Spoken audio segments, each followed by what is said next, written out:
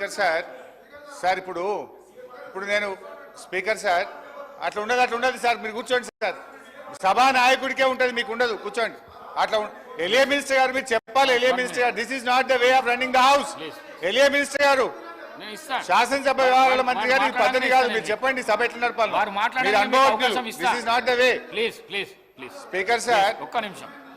ఎలియా minister గారు మీరు చెప్పాలి సార్, ఇది కరెక్ట్ కాదు సార్. ఇది మీ మెంబర్స్ మీరు కంట్రోల్ చేసుకోవాలి. How it is correct, how it is correct. అవకాశం ఇస్తాను సార్. ఇప్పుడు గౌరవనీయులు సభానాయకుడు గారు 20 నిమిషాలు మాట్లాడారు, సంతోషం. వారికి ఈజ్ ఎట్ లిబర్టీ. ఇప్పుడు వారు నన్ను ఒక 10 ప్రశ్నలు అడిగారు. వారు ఒక 10 ప్రశ్నలు నన్ను అడిగారు. నేను I want to answer those questions. కానీ సపరేట్గా నాకు టైం ఇస్తా అంటే నేను వారికి ఆన్సర్ ఇస్తాను.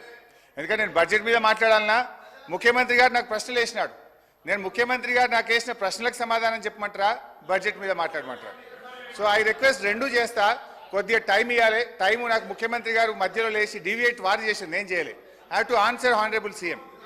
అధ్యక్ష, ఇప్పుడు హరీష్ రావు గారు మీకు తెలియంది అరే నేను ఎట్లా సార్ ఇప్పుడు ముఖ్యమంత్రి గారు ఒప్పైతాడు, నేను తప్పైతా చెప్పకపోతే ఆయన నోటికి వచ్చినట్టు ఆయన మాట్లాడొచ్చా సార్? మీకు తెలియంది కాదు. సభానాయకుడు ఎప్పుడన్నా సభ కరెక్టే సార్. మరి ఆయన నాకు ప్రశ్న వేసింది కదా సార్. సార్ సభానాయకులు కోరింది ఈరోజు ప్రతిపక్ష నాయకులు వచ్చి సమాధానం చెప్పాలని కోరారు అధ్యక్ష. స్పష్టతతో అడిగారు వారు. ప్రతిపక్ష నాయకులను వచ్చి వారు అడిగిన ప్రతి ప్రశ్నకు సమాధానం చెప్పమనండి సార్. తప్పకుండా ఈరోజు వారు అడిగిన అన్ని ప్రశ్నలకు సంబంధించి సమాధానం, దాని తదుపరి మేము ఒప్పో తప్ప ఉంటే మేము కూడా సవరించుకుంటాం అధ్యక్ష. We're very open to it. So నేను గౌరవ సభ్యులను కోరుతా ఉన్నాను హరీష్ రావు గారు, ప్లీజ్ రిస్ట్రిక్ట్ బడ్జెట్కు సంబంధించిన అంశాల విషయంలోనే. ఇప్పటికే గంటం బావైంది అధ్యక్ష.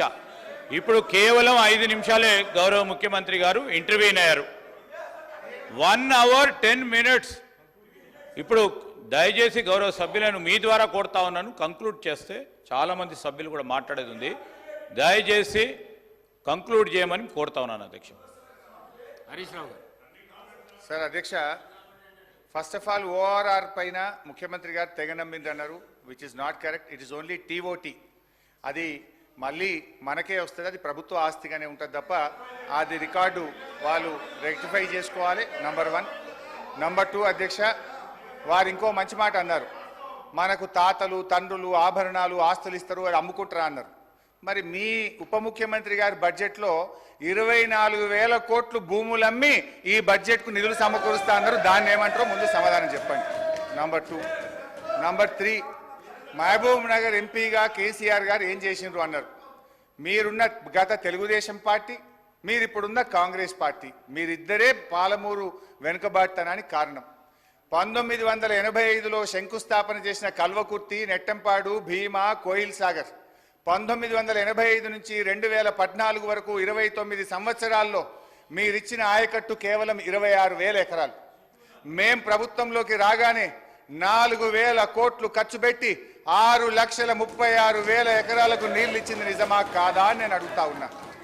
మీరు మీ సోకాల్ తెలుగుదేశం కాంగ్రెస్లు మహబూబ్ నగర్ జిల్లాకు ఒక్క మెడికల్ కాలేజ్ ఇవ్వలేదు.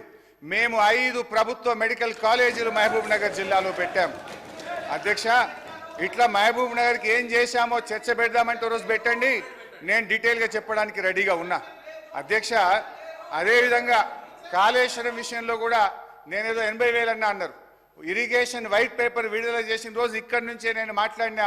ఆ రోజు 94,000 చెప్పినా, ఈ రోజు 94,000 చెప్పినా మీరు సరిగా గుర్తుపెట్టుకోక సభను తప్పుదో పట్టించారు.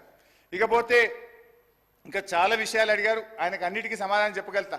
బతుకమ్మ చీరల విషయంలో మహిళల్ని అవమానపరిచే విధంగా ముఖ్యమంత్రి గారు మాట్లాడారు. ఆయన వెంటనే క్షమాపణ చెప్పాలి, లేదా దాన్ని సభ రికార్డ్స్ నుంచి తొలగించాలని చెప్పి నేను కోరుతా ఉన్నా.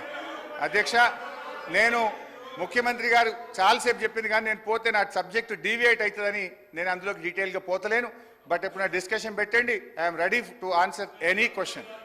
అధ్యక్ష, ఇట్లా అప్పులు ఆస్తుల గురించి మాట్లాడే క్రమంలో ఈరోజు మెడికల్ కాలేజీలు కానీ, నర్సింగ్ కాలేజీలు కానీ, మీరు కూర్చుంటున్న సచివాలయం కానీ, అప్పుడప్పుడు మీరు రివ్యూకు పోతున్నటువంటి పోలీస్ కమాండ్ కంట్రోల్ రూమ్ కానీ, అదేవిధంగా గురుకులాలు కానీ, ఇట్లా రైతు వేదికలు కానీ ఎన్నో ప్రగతి భవన్ కానీ ఇవాళ మా బట్టెన్ ఉంటున్న ప్రగతి భవన్ కానీ ఇట్లా ఎన్నో ఆస్తుల కల్పన కూడా చేశాం. అందువల్ల దయచేసి ఎప్పుడు ఒక ప్రభుత్వం మీద గత ప్రభుత్వం మీద దుమ్మెత్తడం మాని మీరేం చేస్తారో చెప్పండి. అదేవిధంగా అప్పుల విషయంలో క్లారిఫై చేశాం. ఇక భవిష్యత్తులో అనవసరంగా ఆ తప్పుడు ప్రచారం గోబల్స్ ప్రచారం మానుకోవాలని చెప్పి నేను కోరుతూ అధ్యక్ష, ఇకపోతే గ్యారంటీలు 6 గ్యారంటీలు. ఈ 6 గ్యారంటీల విషయానికి వస్తే అధ్యక్ష, ప్రముఖ తత్వవేత్త మార్టిన్ లూథర్ కింగ్ ఒక మాట అన్నారు అధ్యక్ష, each betrayal begins with a trust. ప్రతి ద్రోహం కూడా నమ్మకంతోనే పుడుతుందని అన్నారు. ఈ కొటేషన్ ఈ ప్రభుత్వానికి సరిగ్గా సరిపోతుంది అధ్యక్ష.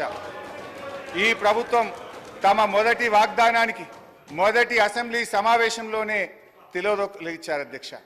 నమ్మక ద్రోహాల పరంపరకు నాంది పలికింది.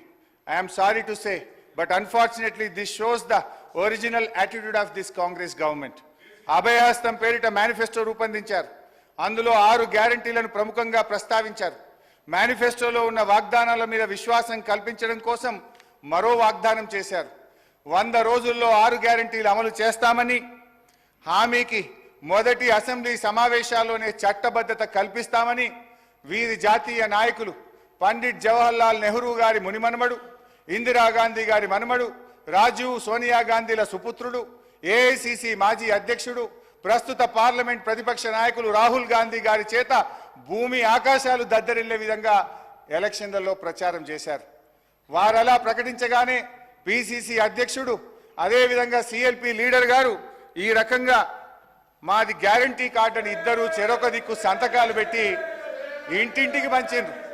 ఏం రాశారు అధ్యక్ష దీని మీద? హరీష్ రావు గారు 100 రోజుల్లో నెరవేరుతుంది ప్రతి గ్యారంటీ. హరీష్ రావు గారు అధ్యక్ష బాధ